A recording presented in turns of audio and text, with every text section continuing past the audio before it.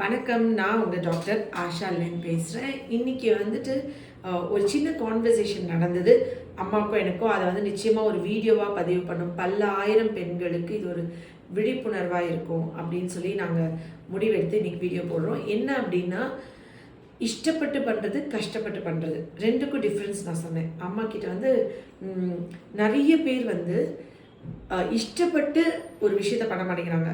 எல்லாமே சலிப்பு, எல்லாமே கஷ்டம். அது குழந்தையில ஆரம்பித்து பெரியவங்க வரைக்கும் அது இப்போ அப்படியே அப்படியே வளர்க்கப்படுறாங்க. அதாவது எனக்கு ஸ்கூல் போகிறது கஷ்டம், எனக்கு கிளாஸ் ரூம் அட்டன் பண்ணுறது கஷ்டம், எல்லாமே சலிப்பு, போரு, ஃபுல் டே. அப்புறம் ஃப்ரெண்ட்ஸ் இப்படி பேசினாங்க, அப்படி பேசினாங்க. பேரண்ட்ஸ் கிட்ட வந்து ஷேர் பண்ணுறது வந்து குறைஞ்சி கம்ப்ளைண்ட் பண்ணுறது கூடுது. ஷேரிங்னா எனக்கு இந்த மாதிரி நடந்தது, இந்த மாதிரி இன்னைக்கு கிளாஸ் வந்து கொஞ்சம் ஸ்ட்ரெஸ்ஃபுல்லாக இருந்துச்சு அப்படிலாம் சொல்லலை. அவள் என் பக்கத்தில் உட்காரல, அவள் கூட சேர்ந்துக்கிட்டா, அவள் ப்ளேஸ் மாதிரி உட்காந்தா, மிஸ் என்னை திட்டினாங்க, அவள் என்னை முறைச்சி பார்த்தா, இவன் என்னை கம்ப்ளைண்ட் பண்ணா, எனக்கு இன்னைக்கு கால் வலிச்சிச்சு, கை வலிச்சிச்சு. ஆக்சுவலி நம்மளாம் அந்த காலத்துலமா கால் வலி கை வலிலாம் சொல்லக்கூட மாட்டோம். பேரண்ட்ஸ் கிட்ட வந்து எனக்கு இன்னைக்கு ஒரு நல்லா சொல்லணுன்னா, நான் வந்துட்டு ஒரு தடவை எங்கள் அம்மா ஃபோன் பண்ணுறாங்க. ஆக்சுவலி அன்றைக்கி வந்து எனக்கு அம்மா போட்டிருக்கு. அதுக்கு ஒன் மந்த் என் ஹஸ்பண்டுக்கு அம்மா போட்டு, அஸ்வினுக்கு அம்மா போட்டு, எனக்கு அம்மா போட்டிருக்கு. அப்போ என் அம்மா கால் பண்ணுறாங்க. என்ன எப்படி இருக்கு? நல்லா இருக்கேன். எல்லாம் நல்லா இருக்கீங்களா? நல்லா. நீங்களாம் நல்லா இருக்கீங்களா? நல்லா இருக்கேன்.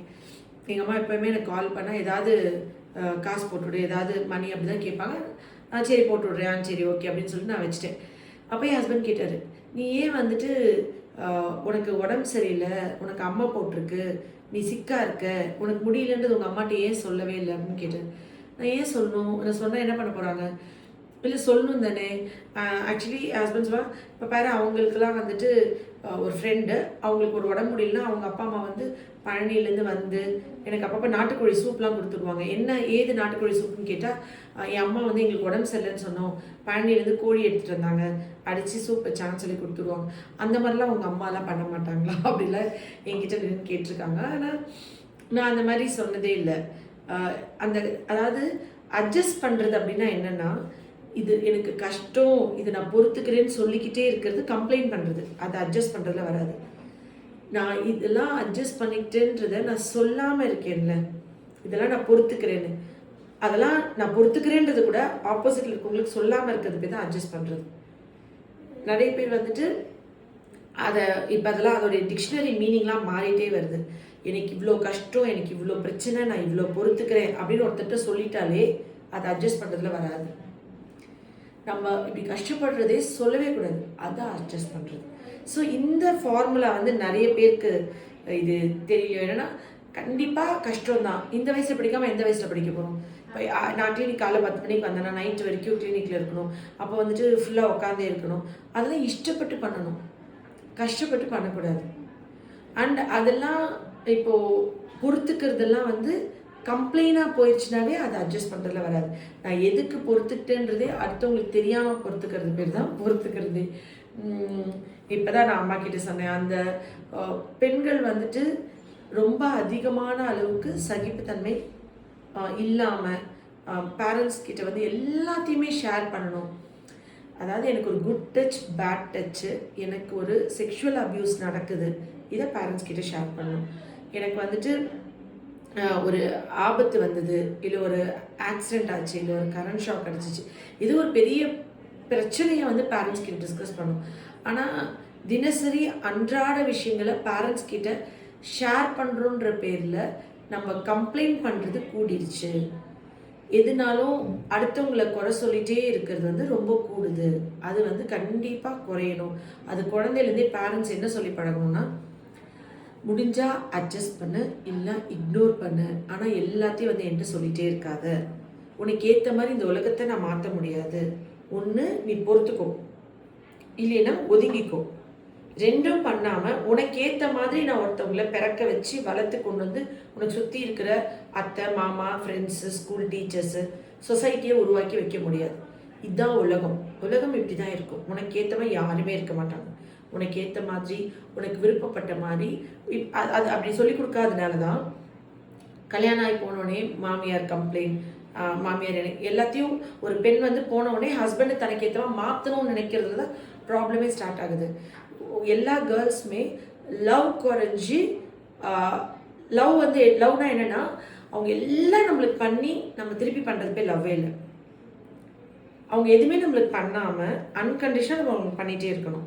ஒரு நாள் அவங்களுக்கு நம்ம நேச்சர் பிடிச்சி நம்மளை புரிஞ்சு நம்மளுக்கு ஏறமா மாறி வருவாங்க. அரேஞ்ச் மேரேஜில், லவ் மேரேஜில் ஃபஸ்ட்டே லவ் பண்ணி சண்டை போட்டு எல்லாம் முடிஞ்சு கல்யாணம் பண்ணிடுவோம். ஸோ ஒரு கம்பேட்டபிலிட்டி வந்துடும். பட் அரேஞ்ச் மேரேஜில் ஃபஸ்ட்டு 3 months இருக்கிற அந்த அந்யூன்யம் அடுத்து ஒரு 2 yearsக்கு இருக்காது. அப்புறம் ஒரு ஃப்ரெண்ட்ஸ் ஆவாங்க. அதுக்கப்புறம் தான் ஃப்ரெண்ட்ஷிப் வரும். ஹஸ்பண்ட் அண்ட் ஒய்ஃப்குள்ள ஃப்ரெண்ட்ஷிப் ரொம்ப இருந்துச்சுன்னா இந்த பிரச்சனைகள் ரொம்ப குறையும். ஃப்ரெண்ட்ஸை வந்து நம்மளுக்கு எதுவும் மாற்ற சொல்ல மாட்டோம். இந்த ஃப்ரெண்ட் அவள் அப்படி தாண்டி, இவ இப்படி தாண்டி, இவ குணமே இதுதான், அதை அட்ஜஸ்ட் பண்ணிக்குவோம். அதுதானே ஃப்ரெண்ட்ஷிப். அதே மாதிரி ஹஸ்பண்ட் கிட்ட நம்மளுக்கு ஃபஸ்ட்டு டெவலப் ஆக வேண்டியது ஃப்ரெண்ட்ஷிப். எனக்கு இப்படி சாப்பிட்டா எனக்கு ஒரு நியூலி மேரிட் கப்புள்ஸ் வந்தாங்கம்மா ஆக்சுவலி கிளினிக்கு. அன்றைக்கி அவங்க வந்துட்டு அந்த ஒய்ஃப் வந்து என்ன சொல்கிறாங்கன்னா, இவர் வந்துட்டு இப்படி பாத்ரூம்குள்ளே ஃபோன் எடுத்துகிட்டு போகிறது எனக்கு பிடிக்கல, இவர் வந்து இப்படி பண்ணுறது பிடிக்கல, அப்படி பண்ணுறது பிடிக்கல, நிறைய கம்ப்ளைண்ட் சொல்லிட்டே இருக்காங்க. அந்த ஹஸ்பண்டை கம்ப்ளீட்டாக அவங்களுக்கு ஏற்றமாக மாற்றணும்னு நினைக்கிறாங்க. என்ன சொல்கிறாங்க அந்த ஒய்ஃப்னா, நான் என்ன நல்லதுக்கு தானே சொல்கிறேன்றாங்க. நல்லதுக்கே இருந்தாலும் 25 வருஷம் அவர் ஒரு நேச்சரில் வளர்ந்துருப்பார்ல, அந்த நேச்சரை 2 வருஷம் மேரேஜே ஒரு 2 வருஷத்துக்குள்ள இவங்களுக்காக கம்ப்ளீட்டாக மாறி வர்றது பேர் லவ்வே இல்லையே. இது அவர் நேச்சர். இவங்க அந்த நேச்சர் இதெல்லாம் எனக்கு பிடிக்கலன்றதே சொல்லக்கூடாது. கேஷுவலாக அவங்கள மாற்றணும் நம்மளுக்கு ஏற்ற மாதிரி. அவங்க வந்து அந்த இதுவே சொல்லக்கூடாது, அந்த கம்ப்ளைண்டே அவங்க கிட்ட சொல்லக்கூடாது. இவங்க சரி அவர் வந்து டெய்லி மார்னிங் வாக்கிங் கூப்பிட்றாரு, அவங்க வந்து எனக்கு வாக்கிங் வரல, நைட் வந்து 10 மணிக்கு மேலே ஃபோன் பார்க்காதுன்னு அவர் சொல்கிறாரு. ஏன்னா எனக்கு நீ ஃபோன் லைட் அந்த சவுண்ட்ஸில் எனக்கு தூக்கம் வரலன்னு. அவங்க ப்ளூடூத் ஹெட்செட் வச்சு ஃபோன் பார்க்குறேங்க, பட் எனக்கு அந்த லைட் டிஸ்டர்ப் ஆகுதுங்கிறாரு. அவங்க சொல்கிறாங்க நான் நைட் தான் ஃபோன் பார்ப்பேன்றாங்க. ஸோ இவங்க எதுவுமே அவங்களுக்கான சேஞ்ச் பண்ணிக்க விரும்பல. பட் இவங்களுக்கு ஏற்ற மாதிரி ஒரு ஆளை சேஞ்ச் பண்ணணும்னு நினைக்கிறாங்க. நமக்கு ஏற்ற மாதிரி கம்ப்ளீட்டாக ஒரு ஆள் சேஞ்ச் பண்ணணும் அப்படின்னு நினைக்கிறதுக்கு நான் சொன்னேன், நீங்கள் வந்து ஒரு சிலை செஞ்சுருங்க, சிலைக்கு ப்ரோக்ராம் பண்ணிடுங்க, ரோபோ மாதிரி உங்களுக்கு ஏற்ற மாதிரி, அதுக்கு உயிர் கொடுத்துருங்க, அதோட வாழ்ந்துக்கோங்க. ஒரு அப்பா அம்மா வேறு ஒரு வீட்டில் அவங்களோட கலாச்சாரம் இதுக்கு ஒரு பையனை வளர்த்து ஆளாக்கியிருப்பாங்க. அந்த பையனை ஃபஸ்ட்டு நான் என்ன பண்ணணும்னா லவ் பண்ணணும். லவ் குறைஞ்சி ஆர்டர்ஸாக மாறுது அது. அப்போ நான் வந்து அந்த பையனை லவ் பண்ணணும், அவங்கள அப்படியே அக்செப்ட் பண்ணிக்கணும். அவங்க அம்மா வந்துட்டு இப்படி பண்ணுறாங்க, அவங்க அம்மாவுக்கு ஒரு நேச்சர் இருக்கும், 50 வருஷமாக வாழ்ந்த ஒரு நேச்சர். அந்த நேச்சர் ஃபுல்லாக எனக்காண்டி அவங்க மாற்றணுன்னா நான் அவங்கள கொண்டுட்டு திருப்பி பிறக்க வச்சு வளர்த்து கொண்டு வரணும் எனக்கு ஏற்ற மாதிரி. பெண்களோட பிரச்சனையும் அதில் தான் ஆரம்பிக்குது. அவங்க கண்டிப்பாக அந்த ஹஸ்பண்டுக்கு ஒரு 4 அத்தைங்க இருப்பாங்க, அத்தை பொண்ணுங்க இருப்பாங்க. அவங்கெல்லாம் அந்த ஹஸ்பண்ட் லவ் பண்ணியிருக்கலாம், இல்லை பிடிச்சிருக்கலாம், கல்யாணம் நினச்சிருக்கலாம். அவங்களுக்குலாம் பிரச்சனை இருக்கும். யாரும் எதுவுமே சொல்லக்கூடாது.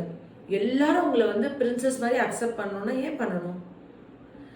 அண்ட் அவங்க எல்லாருக்கும் ப்ராப்ளம் இருக்கும். அதெல்லாம் மண்டைக்கு ஏற்றுக்காம அந்த புது வீட்டில் எப்படி என்னை அடாப்ட் பண்ணிக்கிறது, எப்படி அவங்க எல்லாருக்கும் என்னை பிடிக்க வைக்கிறது, எப்படி அந்த சூழலில் நான் ஹாப்பியாக வளருது, அவ்வளோதான் யோசிக்கணும். இவங்க ரொம்ப பிரச்சனை பண்ணி ஒரு ஸ்டேஜில் அந்த ஒன்று அந்த ஹஸ்பண்டை பிரித்து தனியாக கொண்டு வந்துடுறாங்க இல்லையா, தனி கொடுத்தணும்.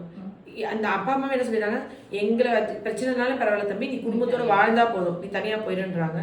இல்லை நீ தனியாக வந்தால் தான் நான் கல்யாணம் வாழ்வேன்னு சொல்லுது அந்த பொண்ணு. இல்லை டெலிவரிக்கு அம்மா வீட்டுக்கு போதில் 80% ஆஃப் பெண்கள் திரும்பி வர்றதில்ல. கல்யாணத்துக்கு பிரசவத்துக்கு அம்மா கல்யாணம் பண்ணி வந்தோடனே 2 மாதம் 3 மாதத்தில் மாசமாயிரும். ஒரு 5-6 மாசத்துல வழக்கா போட்டு கூப்பிட்டு போயிடுவாங்க 7ஆம் மாசத்துல. அப்போ போன பொண்ணு இவங்க குழந்தை பிறந்தோடனே 30 நாள் போய் பார்க்க போகிறாங்களே, அன்னைக்கு ஒரு பஞ்சாயத்து வரும், ஒரு பிரச்சனை வரும். அதுக்கப்புறம் அந்த பொண்ணு வரவே வராது. 1 வருஷம் ஆகும், இதெல்லாம் நடக்கும். ஒன்று இந்த பொண்ணு தனி கொடுத்துன்னு வர சொல்லும், இல்லை அவங்க அம்மா வீட்டோட வர சொல்லும். ஏன்னா அவங்க அம்மா வந்து படுக்க வச்சே சோறு ஊட்டி சாப்பாடு போட்டு தட்டிலே சாப்பாடு கொடுத்து பழகிருக்கும். அந்த அம்மா வந்து எந்த வேலையை வச்சு பார்க்கக்கூடாது, மகா அங்கே போனால் வேலை பார்க்கணும்.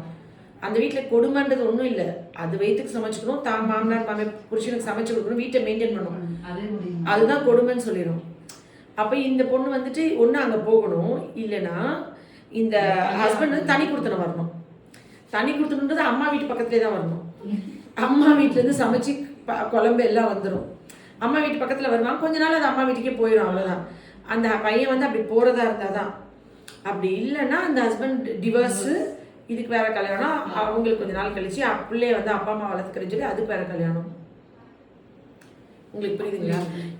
இது வந்துட்டு ரொம்ப கம்ப்ளீட்டாக இந்த பொண்ணு வந்து தனக்கு ஏற்ற மாதிரி போன உடனே எல்லாரையும் மாற்றணும்னு நினைக்கிறது தான். இது எவ்வளோ பெரிய தப்பு. ஃபஸ்ட்டு போயிட்டு இவங்க நேச்சர் இதுதான், இவங்க நேச்சர் இதுதான், இவங்க நேச்சர் இதுதான் எதுவுமே பண்ணாமல் முதல்ல அமைதியாக அப்சர்வ் பண்ணணும், அதை புரிஞ்சுக்கணும். இங்கே அப்பா அம்மா சொன்னால் இப்படி தான் இருக்கும், இதுதான் உன் வீடு, அவங்க தான் அவங்க மாமனார் மாமியார் இப்படி கூட்டிகிட்டு வந்துடுறாங்கல்ல. ஒரு ஸ்டேஜுக்கு அப்புறம் இந்த பையனோட அப்பா அம்மா வயசாகி இருந்தாங்கன்னா ஓகே, இல்லைன்னா அவங்க சப்போஸ் இறந்துட்டாங்கன்னா இந்த பையன் வாழ்நாள் முழுக்க குற்ற உணர்ச்சியோடு இருப்பான், கில்ட்டியாக நம்ம அப்பா அம்மா பார்த்துக்கலன்னு. ட்ரூ லவ் என்னன்னா நம்ம கடைசி காலத்தில் நம்ம ஹஸ்பண்ட் கில்ட்டியாக வாழாமல் இருக்கிறது தான். நம்ம அப்பா அம்மா பார்த்துக்கலன்ற குற்ற உணர்ச்சியோட ஒரு பையன் இருந்துகிட்டே இருந்தா அவன் எப்படி என்ன 100% லவ் பண்ணுவான்? ஏன்னா 100% எப்படி அவன் லவ் பண்ண முடியும்? அவன் மட்டும் வேணும். ஆனால் அவனை 10 மாதம் சுமந்து பெற்ற அம்மா அப்பா அவங்களுக்கு அந்த அம்மாவுக்கு ஒரு புது பொண்ணு. அந்த அம்மா வந்து என்னன்னா அந்த வீட்டில் ஒரு குயின் மாதிரி இருந்திருப்பாங்க ஒரு 25 வருஷம், அவங்க ஹஸ்பண்ட்க்கும் அவங்க பையனுக்கும். திடீர்னு அவங்க பொசிஷனுக்கு ஒரு பொண்ணு வரும்போது அந்த மதர் இன்லாவும் ஃபர்ஸ்ட் டைம் மதர் இன்லா, அவங்களுக்கு ஒரு ரெஸ்ட்லெஸ்னஸ் வரும், ஒரு பிரச்சனை இருக்கும், அவங்களால புரிஞ்சுக்க முடியாது, அவங்களுக்கு ஒரு போராட்டம் இருக்கும், தயக்கம் இருக்கும், தான் பதவி இன்னொரு பொண்ணு கொடுக்க. ஒரு தோசை ஊற்றி அவங்க கூட போய் தக்க வச்சு இவெல்லாம் நம்ம பையனுக்கு நம்ம தான் வச்சுமே, இதெல்லாம் ஒரு பிரச்சனையாக இருக்கும். எங்கள் மாமியாருக்குலாம் இருக்கும், அப்பா எனக்கு வேலை வச்சு நான் நினச்சிக்குவேன், நானும் ஜாலி ஹை சூப்பர் ஆண்டி நீங்கள் செஞ்சு கொடுத்தா தான் எனக்கு ரொம்ப பிடிச்சிருக்கு ஆண்டி, நீங்களே செஞ்சு கொடுத்துருங்க, அவர் ரொம்ப என்ஜாய் பண்ண, நம்மளுக்கு வேலை வச்சு. இதிலெல்லாம் என்ன போராட்டம், இதிலெல்லாம் என்ன பதவி. எங்கள் மதரில்லா எங்கள் சிஸ்டர் அப்போ நான் மேரேஜ் பண்ணி வந்து இப்போ உள்ள ஒன்று இருந்தேன். அப்போல்லாம் அவங்க வந்துட்டு என் சிஸ்டரில் ஒரு பக்கம் அந்த இடத்துக்கு போட்டி போட்டுட்ருப்பாங்க, எங்கள் மதரில் ஒரு பக்கம் போட்டுட்ருப்பாங்க. நான் ஜாலியாக ஆண்டி நீங்கள் சொல்கிற முருகல் தோசை மாதிரி ஒரு தோசை எனக்கு இது ரொம்ப பிடிக்கும் ஆண்டி, நான் இதுக்கு அடிக்ட் ஆகிட்டேன். எங்கேயா ஊருக்கு போனோம்னா கூட நான் எங்கேயா ஊருக்கு போனா கூட ஆண்டி ஊருக்கு போயிட்டு 2 நாள் கழிச்சேன்னா உங்கள் இட்லி சாம்பார் கொதிக்க அந்த இட்லி எடுத்து போட்டு சுட சுட மாதிரி சாம்பார் வச்சு கொடுப்பேன், எனக்கு அவ்வளோ பிடிக்கும் ஆண்டி. அதை சாப்பிட்டு 4 நாள் ஆகுது, நான் வீட்டுக்கு வர போகிறேன், நீங்கள் எனக்கு செஞ்சிடறீங்களா அப்படின்னு. நீங்கள் மாமியார் எனக்கு வாழ்க்கையோட அது கடமையே அதுதான்ற மாதிரி எனக்கு அந்த இட்லியை காலைல செஞ்சு அவங்க பண்ணுறதை பார்த்தீங்கன்னா இருக்கிறதுலே ரொம்ப டஃப், அட்ஜஸ்ட் பண்ணுறது கஷ்டம். எல்லா பொண்ணுங்களும் பயங்கரமாக அழுதுட்டே கண்ணீரோட நான் இவ்வளோ கஷ்டப்பட்டேன், என் புருஷன் என்னை பயங்கரமாக அடிக்கிறாரு, அவங்க அம்மா பேச்சு கேட்குறாரு, எனக்கு கொடுமைப்படுத்தான். புருஷன் அடிக்காத பொண்டாட்டி இருக்கவே முடியாது, புருஷன் அடி வாங்காத பொண்டாட்டி இருக்க முடியுமா? வாய்ப்பே இல்லை. எல்லா ஒய்ஃபும் ஏதோ ஹஸ்பண்ட் அடி வாங்கி தான் செஞ்சுருக்கோம். அப்போ அந்த ஒரு நாள் வந்து அந்த ஹஸ்பண்ட் மேலே எல்லா கம்ப்ளைண்ட்டும் சொல்லி, மாமியார் மேலே எல்லா கம்ப்ளைண்ட்டும் சொல்லி அட்மோஸ்ட் அட்ஜஸ்ட் பண்ணியிருப்பாங்க. ஒரு நாள் ஒரு பஞ்சாயத்து வைப்பாங்கல்ல, அன்னைக்கு மாமனார் மாமியார் அந்த பொண்ணு கிழிச்சிருக்கும். ஆனால் அந்த அம்மா அதோடைய ஆணவத்தை கொஞ்சமாவது கண்ட்ரோல் பண்ணி தன்னோட தகுதிக்கு மீறி அந்த மருமகளுக்கு அட்ஜஸ்ட் பண்ணியிருக்கோம். அதாவது டீ போட்டு கொடுத்துருப்பாங்க, லேட்டாக எழுந்திரிச்சு வந்திருக்கோம், டிஃபன் செஞ்சு கொடுத்துருப்பாங்க, ஒரு கோலம் போட்டுருப்பாங்க, துணி மடிச்சு வச்சுருப்பாங்க, எல்லாம் இந்த ஜெட்டி கூட துவைக்காமல் போட்டு போயிருக்கோம், துவைச்சிருப்பாங்க, எல்லாம் பண்ணியிருப்பாங்க. ஆனால் அந்த பொண்ணு தனக்கும் வீட்டுக்காருக்கு ஒரு பிரச்சனை வச்சுக்கோங்க, அதை மட்டும் பேசணும் பஞ்சாயத்துக்கும் போது. டோட்டல் மாமனார் மாமியார் மேலே நிறைய கம்ப்ளைண்ட் பண்ணிடுறோம். அதுக்கப்புறம் அந்த மாமியார் ஏண்டி நான் இவ்வளோ போட்டு என் மாமியார் கூட நான் டீ போட்டு கொடுத்ததுல நான் இவ்வளோ செஞ்சு இனிமேல் அந்த மருமகளே வீட்டுக்கு வேணான்னு அந்த அம்மா ஆயிரும். இந்த பொண்ணு அப்புறம் சமாதானம் ஆயிரும். ஆனால் அந்த வீட்டில் இருந்து வாழ முடியாது, அவங்க ரோஷம் வந்துடும், மூஞ்சி தூக்கி வச்சுக்குவாங்க. என்னன்னாலும் சரி அந்த மாமியாரை அட்ஜஸ்ட் பண்ணுறது ஒரு பெரிய டாஸ்காவோ அது ஒரு பெரிய ஈகோ விஷயமாவோ நினச்சிக்கிறாங்க. கஷ்டம் தான், பிரச்சனை தான். இப்போ லெனின்க்குலாம் எங்கள் மாமியார் தட்டில் சாப்பாடு போட்டு கொடுத்தா தான் அவங்களுக்கு ஹாப்பி நினைக்கப்படுறது, அவங்களால தாங்கிக்கவே முடியாது. ஏன் அதை போடணும்? நம்ம ஏன் போய் அந்த பொசிஷனுக்குலாம் பிரச்சனை பண்ணணும்? நம்ம வீட்டுக்காரோட ஹார்ட்டில் நமக்கு நல்ல இடம் இருக்கா? அவர் நம்மளை வந்து ஒரு ஏஞ்சல் மாதிரி வச்சுக்கிறாரா? அவர் எப்போ நம்மளை ஏஞ்சல் மாதிரி வச்சுக்குவாரு? அவங்க அம்மா நம்மளை திட்டாத வரைக்கும் தான். அவங்க அம்மா வந்து என்னடா அவன் பொண்டாட்டின்னு சொல்லிட்டா முடிஞ்சிருச்சு. அவங்க எப்போ நம்மளை திட்டாமல் இருப்பாங்க? எப்போ அவங்க வெள்ளைக்காக்கா பறக்குதுன்னா வெள்ளைக்காக்கா பறக்குது. நான் வந்து சொல்லிடுவேன், நான் என்னோட மாமியாரில் எந்த இஷ்யூஸுமே எனக்கு வராது. நான் வந்து இப்பயுமே அவங்க சிக்னஸில் நான் ரொம்ப அட்மோஸ்ட் கேர் கொடுத்து பார்த்துக்குவேன். என் மாமியார் பொண்ணு கிடையாது. என்ன சொல்லுவாங்கன்னா, ஒரு பொம்பளை பிள்ளை தான் நல்லா பார்த்துருக்கோம், இது வந்துட்டு பார்த்துக்கலையே அப்படின்னு ஒன்று யாராவது சொன்னாங்கன்னா எனக்கு ஒன்றும் இல்லை. லெனினுக்கு வந்து நம்ம அம்மா இவ ஒழுங்காக பார்த்துக்கலையேன்ற ஒரு வருத்தம் இருந்துச்சுன்னா இப்போ விட்டுருவாங்க. அவரோட வயசான காலத்தில் நம்மளோட லவ் குறைஞ்சிரும். சரிங்களா? நம்ம வந்து அவங்கள அட்மோஸ்ட் நல்லா கேர் கொடுத்து நல்லா 100% பார்த்துட்டோன்னா அவங்களுக்கு வந்து ஒரு கில்ட்டி இருக்காது, நம்ம மேலே ஒரு கோவம் வெறுப்பு வராது, நம்ம மேலே அன்பு இன்னும் கூடும். எனிஹாவ் 80 வயசு ஆயிடுச்சு, ஒரு வேளை பெட்லேயே கூட 10 வருஷம் இருக்கலாம். ஒன்றும் இல்லை, எங்கள் மாமியார் ஆல்மோஸ்ட் கோமாவில் இருந்தாங்க. கம்ப்ளீட்டாக மருந்து கொடுத்து நான் சூப்பராக ஆக்கி நடக்கலாம் வச்சுட்டேன். என்னைய வந்து ஆஸ்பத்திரியில் சேர்த்த மாட்டேங்கிறா. வர்ற எல்லா ரிலேட்டிவ்ஸ்க்கும் ஃபோன் பண்ணி கிளினிக்கில் இருக்க ஸ்டாஃப்லாம் கூப்பிட்டு எனக்கு ஆக்சிஜன் வைக்கணும். ஆக்சுவலி சுற்றி 100% ஆக்சிஜன் இருக்கு ஆண்டி, அதை உங்களாலும் சேர்த்துக்கணும்ல. ஆக்சிஜன் எக்ஸ்ட்ரா போய் எதுக்கு வைக்கணும்னா கேட்கல. இப்போ ஒரு 2 நாள் கூட போய் ஹாஸ்பிட்டலில் சரி வாங்க, நல்லா நடந்து போயிருக்காங்க. நடந்து போய் ஹாஸ்பிட்டல் இருங்க ஒரு 2 நாள் ஹாப்பி போய் இருந்துட்டு வாங்க அப்படின்னா, நேற்றுலாம் பிபி லோ ஆயிடுச்சான், ஐசியூவில் வச்சுருக்காங்க நேற்று. எங்களோட ஹோமியோ மெடிசனில் கேக்டஸ் விஸ்கமால்னு 2 மருந்து இருக்குது. அது கொடுத்தா உடனே பிபி கூடிடும். அதுதான் ஆன்டிக்கு நான் எப்பயுமே கொடுப்பேன். ஆனால் இவங்க வந்துட்டு ஆஸ்பத்திரிக்கு போகணும். சரி போங்க, அங்கே போய் 2 நாள் இப்போ என் மருந்து கொடுக்குறேன். பிபி நேற்று திருப்பி 80-40 வந்திருக்கு. வந்தோடனே அவங்க அட்ரினல் இன்ஜெக்ஷன் போட்டிருக்காங்க. நீங்கள் டாக்டர்னாலும் உங்களுக்கு தெரியும், அட்ரினல் இன்ஜெக்ஷன் போட்டிருக்காங்க. அட்ரினல் இன்ஜெக்ஷன் போட்டு பிபி ரைஸ் பண்ணிருக்காங்க. அழகாக வீட்டில் படுத்துக்கிட்டு மூச்சோட கஷ்டமாக இருக்குன்னா 10 நிமிஷத்தில் நான் ஃப்ரீ பண்ணி பிபி இன்க்ரீஸ் பண்ணிடுவேன். கேட்கணுமே. இப்போ அங்கே போய் அவங்க வந்து இப்போ ஆஷாவுக்கு என்ன ஐசியூல இருக்கு தெரியுமா? ஏன்னா எனக்கு ஐசியூல இருக்குன்னு தெரிஞ்சுன்னா நான் இமீடியட்டாக போய் டிஸ்சார்ஜ் பண்ணி வீட்டுக்கு கொண்டு வந்துடுவேன். உடனே நான் மருந்தெல்லாம் கொடுத்து சேவ் பண்ணிடுவேன். அதெல்லாம் தெரியும் அவங்களுக்கு. ராஜ ட்ரீட்மெண்ட் வேணும், ஆனால் ஆஷாக்கு தெரியுமா எல்லாம் தெரியுமா? நீங்கள் நல்ல ட்ரீட்மெண்ட் எடுத்து பொறுமையாக எப்போ வீட்டுக்கு வருமோ டிஸ்சார்ஜ் பண்ணி வருவீங்களோ அப்புறம் அவங்க ஹோமியோ மெடிசன் தருவாங்கன்னு. இப்போ நேற்றுலேருந்து வீட்டுக்கு எப்போ போகலாம். இப்போ தேர்ஸ்டே கூட்டிகிட்டு வரோன்னு சொல்லியிருக்கோம். ஆக்சுவலி ஹோமியோ மெடிசன்ஸ் வந்து உடனே பிபி இன்க்ரீஸ் பண்ணிடும். இந்த வீடியோ எடுக்கிற சித்ரா தான் கொடுப்பா. 80-40 எத்தனை தடவை வந்துடும் சித்ரா? டெய்லி வந்துடும். ஆல்மோஸ்ட் 70-60 எப்படி குறைஞ்சிரும். இந்த மெடிசன் கொடுத்த உடனே ஒரு 10 மினிட்ஸ் இன்டர்வெல்ல கொடுத்த உடனே பிபி இன்க்ரீஸ் ஆயிடும். ஆனால் அவங்களுக்கு அது திருப்தி இல்லை. நான் வந்து அவங்க 45 வருஷம் நர்ஸாக இருந்தாங்கல்ல, என்னைய நீ வந்து ஹாஸ்பிட்டலில் சேர்த்தணும். ஆண்டி அங்கே என்ன ஆண்டி பண்ண போகிறாங்க? நான் தான் கோமால இருந்தீங்க, கம்ப்ளீட் நடக்க வச்சுட்டேன். இப்போ ஃபேஸ்லாம் வாடி போய் ஆள் ரொம்ப டயர்டாகி ஒழுங்காக சாப்பிட்டாம இங்கே நான் வந்து 2 மணி நேரத்துக்கு ஒரு ஜூஸு சூப்பு அது இது கொடுத்துட்டே இருப்பேன். பயங்கரமாக எங்கள் வீட்டுக்கே ஃபிசியோ வந்து எல்லாம் பண்ணுவாங்க. அவங்களுக்கு வந்து அங்கே போகணும்னு நான் அனுப்பிட்டேன். சண்டே மட்டும் போய் பார்த்துட்டு வந்து திருப்பி போகவே இல்லை. இப்போ வந்து என்னை ஏக்கம் வந்துருச்சு அவங்களுக்கு. என்னை ஆஷாட்ட விட்டுரு, அவனா என்னை பார்த்துருவான். இங்கே இப்போ தெரியுதுல்ல. இப்போ வந்து ஆனால் நான் அவங்களுக்கு அது ஒரு வயசான காலத்தில் இல்லை உங்களுக்கு ஹாஸ்பிட்டல் போகணுன்னாங்களா? நீங்கள் உங்களுக்கு அது போனால் தானே எனக்கு சந்தோஷம். முதல்ல வந்து நீங்கள் இருந்த கண்டிஷன் போனால் வென்டிலேட் பண்ணி உங்களுக்கு காலி பண்ணியிருப்பாங்க.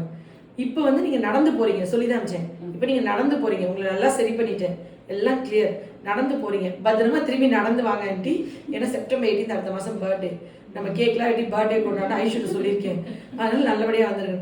இப்போ ஆஷா ஏன் என்னை பார்க்க வரல? ஆஷா மேடம் சொல்லிட்டாங்க, ஸ்டாஃப் தான் போய் ஊட்டி விட்டு வருவாங்க சாப்பாடுலாம். சொல்லிட்டாங்க நீங்கள் எத்தனை நாள் இருக்கணுமோ இருந்துட்டு டிஸ்சார்ஜ் ஆகி வருவீங்களா, அப்புறம் ஹோமியோ மெடிசன்ஸ் கொடுத்து எங்கள் மூத்தார் கூடயே இருக்கார் பாவம், பார்த்துக்கிறாங்க. ஆனால் அவங்களுக்கு வந்து ஆஷாட்ட போயிட்டா சேஃப் அப்படி பிபி குறைச்சி அட்ரினல் எல்லாம் போட்டு ஐசியூ கொண்டு போன உடனே ஐயோ சும்மா ஒரு 2 நாள் டூர் போகிற மாதிரி போயிட்டு நினச்சோம். இதனால இப்படி ஆயிடுச்சு. அது நம்ம எவ்வளோ பார்த்தாலும் இந்த வயசானவங்களுக்கு வந்து ஒரு விஷயம் அந்த மாதிரி ஆயிடும். 2 மினிட்ஸ் வீடியோ போட்டுட்ருக்கேன், 2 மினிட்ஸ் கொடுப்பேன்.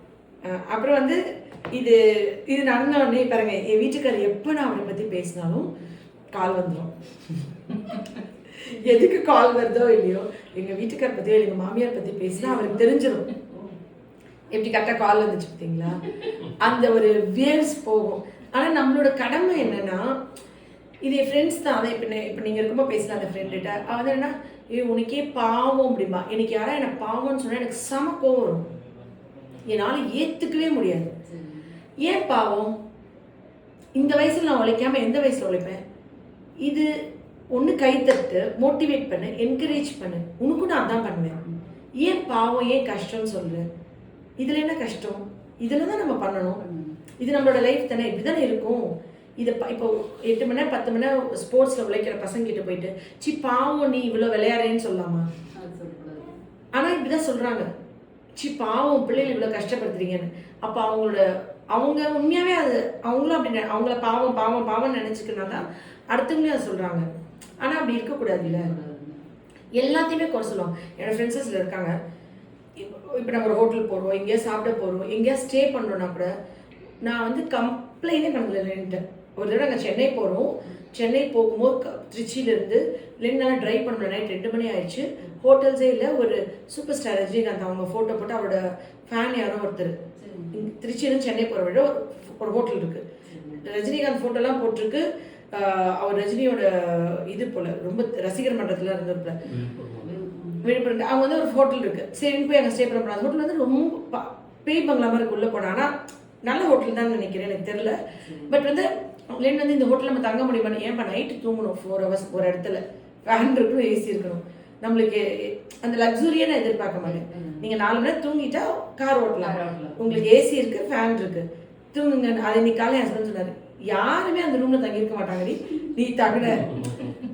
நான் என் பசங்களுக்கு அதான் சொல்லுவேன், ஒரு டின்னருக்கு ஒரு ஒரு இது இருக்குன்னா கூட நீ தரையா இருந்தாலும் எங்க இருந்தாலும் நீ படுத்தா நீ தூங்கணும். உனக்கு எந்த ஸ்ட்ரெஸ் கவலை இருக்கக்கூடாது. நீ ஒரு ரோடு ஓரத்தில் ஒரு திண்ணை இருந்தா கூட, ஒரு திண்டு இருந்தா கூட, நீ எங்க படுத்தாலும் உனக்கு தூக்கம் வரணும், நீ எங்க படுத்தாலும் தூங்கணும். இப்படிதான் இருக்கணும்னு நான் சொல்லுவேன். இதான் நம்ம பிள்ளைகளுக்கு நம்ம சொல்லித்தரோம். எனக்கு ஏசி கார்ல தான் தூங்கணும். என் பொண்ணுல இப்போ கார்ல ஏசி போட்டு ரூம்ல ஏசி போட்டு அப்படியே தூங்கணும்ல. கிரவுண்ட்ல சும்மா தரையில இருந்தாலும் தூங்கிடலாம், எங்க இருந்தாலும் ரோட்டு கடைனாலும் அட்ஜஸ்ட் பண்ணணுன்றதான் நாங்கள் ஃபர்ஸ்ட் என் பிள்ளைகளுக்கு சொல்லித்தருது. ஆனால் என்ன நிறைய பேர் பார்த்துருக்கேன், எல்லாத்தையுமே கம்ப்ளைண்ட் பண்ணுவாங்க. ஒரு ஹோட்டல் போனால் அங்கே இருக்கிற சாப்பாடு கம்ப்ளைண்ட் பண்ணுவாங்க. முன்னாடி மாதிரி சாப்பாடு இல்லை, அன்னைக்கு சாப்பாடு நல்லா இருந்துச்சு, இன்னைக்கு நல்லா இல்லை, இந்த ஹோட்டல் பழையபடி இல்லை, இப்போ ஃபுட்டே சரியில்லை, எதையோ சொல்லுவாங்க. அவங்க அவங்க வந்து எதுலேயுமே திருப்தி ஆகிறதே இல்லை. லைஃப்ல எதுலையுமே திருப்தி ஆகாதவங்களோட லைஃப் வந்து ரொம்ப மிசரபிள். கொஞ்சத்தில் திருப்தியானால் அநேகத்திற்கு அதிபதி ஆவான். கிறிஸ்டியானிட்டியில பைபிள்ல ஒரு வார்த்தை இருக்கு, இருக்கிறதுல நீ சந்தோஷமா இருந்தேன்னா உனக்கு பெரிய பெரிய விஷயங்கள் கிடைக்கும். அந்த சாட்டிஸ்ஃபேக்ஷன் இல்லைல்ல, அந்த திருப்தி, அந்த முழுமை, எதுலையுமே ஒரு சாட்டிஸ்ஃபேக்ஷனே இல்லை. அவங்களால லைஃப்ல எதுவுமே அனுபவிக்க முடியாது. அது வந்து எனக்கு ஓகே இல்லை, ஆனால் நான் எல்லாத்தையும் சேஞ்ச் பண்ணலாம்னு நினைக்க மாட்டேன். இவங்க இப்படிதான் அப்படின்னு நினச்சி நான் விட்டுருவேன். சில விஷயம் சொல்லுவேன், அவங்க அந்த டைப் இல்லை, அவங்க வந்துட்டு புரிஞ்சுக்கிற அளவுக்கு அவங்களுக்கு அறிவு இல்லை, அவங்க பயங்கரமாக அவங்க செய்யறதை நியாயப்படுத்துறாங்கன்னா சூப்பர், நீங்கள் கரெக்டு இருந்துக்கோங்க அப்படின்ற. யாரையும் மாற்ற ட்ரை பண்ண, அவங்க அப்படியே அக்செப்ட் பண்ணிக்குவேன். ஆனால் எல்லாத்தையுமே ஒரு டீ குடிச்சாலும் சரி, ஒரு காஃபி குடிச்சாலும், ஒரு ஒரு கடையில் போய் ஒரு இது சாப்பிட்டாலும் சரி, எதுனாலும் எல்லாத்தையுமே கம்ப்ளைண்ட் குறை சொல்கிறவங்க தான் நிறைய பார்க்குறேன் நான். அவங்களால சந்தோஷமா வாழவே முடியாதுமா. லைஃப்ல ஒரு நிம்மதியே இருக்காது, ஒரு நாளை அனுபவிக்கவே மாட்டாங்க, ஒரு முழுமையே அடையாது, ஒரு முழுமையே அடையாது. அவங்களுக்கு ஏதாவது ஒரு ரீசன் வந்துட்டே இருக்கும் கவலைப்பட எல்லாத்துக்குமே. அதனால அது என்னோட லைஃப் வேற. நான் என்ன சொல்லிடுவேன்னா, என்னோட பிறவி பயன் வேற, உன்னோட பிறவி பயன் வேற. ஸோ என்னோட நீ போட்டி போடாதுன்னு. நான் பிறந்ததே வேற, நான் பிறந்தது ஹோமியோபதி, என்னுடைய லைஃபோட மோட்டோ, என்னோட இருக்கிற ஸ்டாஃப்ஸோட லைஃப், என்னோட பிறவியோட பயன் வேற. ஒருத்தவங்க இன்னொருத்தவங்களோட போட்டியே போட முடியாது, ஒவ்வொருத்தவங்களோட பிறவி பயன் வேற. எப்படி அவங்க என் கூட போட்டி போட முடியும்? அதனால நான் வந்துட்டு சொல்லுவேன், என்னோட பிறவி பயன் வேற, உன்னோட பிறவி பயன் வேற. என்னோடது என்னை பொறுத்த வரைக்கும் புனிதமான ஒரு பயணம். அதெல்லாம் என்னால் நெகட்டிவிட்டிலாம் ஆட் பண்ணிக்க முடியாது. அதனால அப்படின்ட்டு அங்கங்கே விட்டுட்டு பீஸ்ஃபுல்லாக போகணும். அதனால நீங்கள் சொல்கிற மாதிரி, நீங்கள் அம்மா ஒரு வார்த்தை சொன்னாங்க, என்னன்னா பார்க்குறவங்களை ரொம்ப சந்தோஷமாக ரொம்ப ஜாலியாக இருக்க மாதிரி இருக்கு, உங்களுக்கு இவ்வளோ பிரச்சனைகள் கஷ்டம் இருக்குமா அப்படின்னு சொன்னப்ப, அது எனக்கு எதுவுமே கஷ்டமே இல்லைன்னு நான் சொன்னேன் இல்லையாம்மா. ஆத்மார்த்தமாக அது எதுவுமே எனக்கு கஷ்டம் இல்லை, எதுவுமே எனக்கு பிரச்சனை கிடையாது, எதுவுமே எனக்கு கம்ப்ளைண்ட் இல்லைன்னா நான் அப்படி தான் வாழ்கிறேன். நான் வந்து இந்த கஷ்டம்லாம் கஷ்டம்னு நினச்சிக்க வேணாம், நம்ம சந்தோஷம் நினச்சிக்கிட்டு இருந்துக்கும் அப்படி கூட நான் மாற்றிக்கல. நான் அது எல்லாமே இஷ்டப்பட்டு பண்ணுறேன், எதையுமே நான் கஷ்டப்பட்டு பண்ணலை. இஷ்டப்பட்டு பண்ணுறதுக்கும் கஷ்டப்பட்டு பண்ணுறதுக்கும் வித்தியாசம் இருக்கு. நிறைய பேர் ப்ரெக்னென்சியை, அதான் என் ஃப்ரெண்ட் அன்னைக்கு சொன்னேன், மாசமாக இருக்கிறதே அவன் ரொம்ப கஷ்டப்பட்டு பண்ணான். கஷ்டம் கஷ்டம், ஐயோ பிள்ளை இடுப்பு வலிக்குது, கை வலிக்குது, கால் வலிக்குது, உட்கார முடியல, யூரின் வந்துட்டே இருக்கு. இப்படி தான் இருக்கும் ப்ரெக்னென்சி. அதை அனுபவி, என்ஜாய் பண்ணு, குழந்தை இருக்குது அப்படின்னு சொல்லி. ஆனால் அவள் வந்து ரொம்ப செல்லமாக வளர்ந்தவ, பிரின்சஸ் மாதிரி. அதனால அவள் கஷ்டப்பட்டு மாசமா இருந்தான். அதனால தான் நீ வயிற்று கிழிச்சாங்க. நான் இஷ்டப்பட்டு மாசமானேன், அதனால தான் நீ சுகப்பிரசமாச்சு. ஏன்னா அவள் வலி பொறுத்துக்க முடியாது. ஐயோ எனக்கு பயமா இருக்கு, ஐயோ எனக்கு வலிக்கும், என்னால் தாங்கிக்க முடியல, எல்லாமே நீ கஷ்டமா நினைச்சினால்தான் உனக்கு சிசேரியன். உங்களுக்கு புரியுதுங்களா? அவளுக்கு நார்மல் டெலிவரிக்கு கர்ப்பவாயெல்லாம் திறந்துச்சு, தலையெல்லாம் இறங்கிருச்சு. அவள் வந்து அச்சோ என்னால் இந்த வலியை பொறுத்துக்க முடியாது, இது ரொம்ப கஷ்டமா இருக்குன்ட்டா. ஆன்டி எனக்கு சிசேரியன் பண்ண அவளே தான் கேட்டான். அவளுக்கு நல்ல ஹிப்பு, நல்ல ஈஸியாக நார்மலாக இருக்கும். நான் எல்லாம் பார்த்துட்டு போகிறேன், அதுக்குள்ளே திருப்பதிக்கு போயிட்டு வரேன், நார்மல் டெலிவரி ஆயிருக்குன்னு நினச்சா வயிற்று கிழிச்சிட்டான். ஏன்னா நீ கஷ்டப்பட்ட. அதான் அன்னைக்கு சொன்னேன், அன்னைக்கு அவளுக்கு புரியவே இல்லை. அது ஒரு 18 வருஷம் கழிச்சு நேத்து சொன்னேன், நீ கஷ்டப்பட்டு மாசமா இருந்தடி, அதான் வயிற்ற கிழிச்சாங்க, நான் இஷ்டப்பட்டு இருந்தேன், அதனால நான் கோஆப்ரேட் பண்ணேன் அப்படின்னு சொல்லியிருந்தா நல்ல கஷ்டப்பட்டு பண்ற எல்லாமே அது வந்து ஒரு தோல்வியில தான் முடியும். இஷ்டப்பட்டு பண்ற எல்லாமே ஏதோ ஒரு திருப்தியில முடியும், ஆத்ம திருப்தியில. புரியுதுங்களா? வேற வழி இல்லாம சீசர் பண்றது வேற, நானே கேட்கறது வேற. 15 வருஷத்துக்கு முன்னாடி நான் சொல்லும் போது அவன் அந்த பாயிண்ட்டுக்கு ஆர்கியூ பண்ணா, உங்களை மாதிரி நான் கிடையாது ஆஷா, என்னாலாம் பொறுத்துக்க முடியாது, ஐயோ எனக்கு வலி, நீங்க சொல்லுவீங்க ஆஷா என்னாலாம் முடியாது, ஐயோ என்னால முடியாது முடியாதுன்னா. ஆனா நேத்து சொல்லும் போது அவ புரியுதா, ஆமா ஆஷா நான் அப்பெல்லாம் கஷ்டம்னு சொல்லிட்டே இருந்தேன். அப்பதான் புரியுது, எதுவுமே நம்ம போதிக்கும் போது புரியாது, பாதிக்கும் போது புரியும். நம்ம வந்து ஃபர்ஸ்ட் சொல்லும் போது அது அவங்களுக்கு அது பெரிய விஷயமா தெரியாது, அவங்களுக்கு அது அஃபெக்ட் ஆகும்போது ஓ அப்படியான்றது புரியும். இது அவங்களுக்கும் பண்றது, குழந்தைங்களுக்கும் பண்றாங்க. குழந்தைங்களும் கம்ப்ளைண்ட் பண்ணியே பார்த்து அம்மாவை பார்த்து வளர்ந்தனால அந்த பிள்ளைங்களும் லைஃப்ல எல்லாத்துலயும் கம்ப்ளைண்ட் பண்ணிட்டே இருக்குங்க. அதுங்க கம்ப்ளைண்ட் பண்ணிட்டே இருக்கிறதுனால அதுங்களோட லைஃப்பும் நிறைய டேமேஜஸ் கிராஸ் பண்ணுது. ஏன் அந்த சூழ்நிலை 200 பிள்ளைங்க இருக்கு வாழ முடியுது, உன்னால ஏன் வாழ முடியலன்னா அவங்களோட குழந்தை பருவம் உங்ககிட்ட தானே இருந்திருக்கு. அப்ப எங்கேயுமே அட்ஜஸ்ட் ஆக மாட்டாங்க, அடாப்ட் ஆக மாட்டாங்க, கஷ்டமா தான் இருக்கும், எல்லாமே அவங்களுக்கு கஷ்டமா இருக்கும், அவங்க இஷ்டப்பட்டு பண்ணவே மாட்டாங்க. இது அவங்க பிள்ளைங்க ஸ்கூலு காலேஜ் வேலை லைஃபே இப்படிதான் இருக்கும். அது அவங்களால அவங்களுக்கு என்னால் புரிய வைக்க முடியாது. மேபி இந்த வீடியோவை பல தடவை அவங்க திருப்பி பார்த்து அவங்க லைஃப்பில் அப்ளை பண்ணி அவங்க அதை அனலைஸ் பண்ணி இனி மாற்றிக்கிட்டா தான். ஆனால் இதுதான் என்னோட சீக்ரெட். எப்படி ஒரு நல்ல ஒய்ஃபாக நான் இருக்க முடியுது, நல்ல மருமகளாக இருக்க முடியுது, நல்ல அம்மாவாக இருக்க முடியுது, நாளைக்கு நல்ல மாமியாராக கூட என்னால் எப்படி இருக்க முடியும்னா நான் வந்து கஷ்டப்பட்டு பண்ணாமல் இஷ்டப்பட்டு பண்ணுறேன். And I don't have complaints. நான் ஒன்று அட்ஜஸ்ட் பண்ணுவேன், இல்லை இக்னோர் பண்ணுவேன். நான் அடுத்தவங்களை எனக்கு ஏற்ற மாதிரி மாற்றணும்னு முயற்சி பண்ண மாட்டேன். இந்த பிரபஞ்சம் எப்படி இருக்கோ அப்படியே இந்த பிரபஞ்சத்தை அனுபவிக்கிற ஆற்றலை என்று வளர்த்துக்கிட்டேன். இந்த மழை வெயில் மரம் செடி கொடி எல்லாமே முடிஞ்ச வரைக்கும் பாதுகாக்கணும். மிச்சதை என்னுடைய ஆசீர்வாதங்களை அனுபவிக்கிறதுக்கு நான் கற்றுக்கிட்டேன்.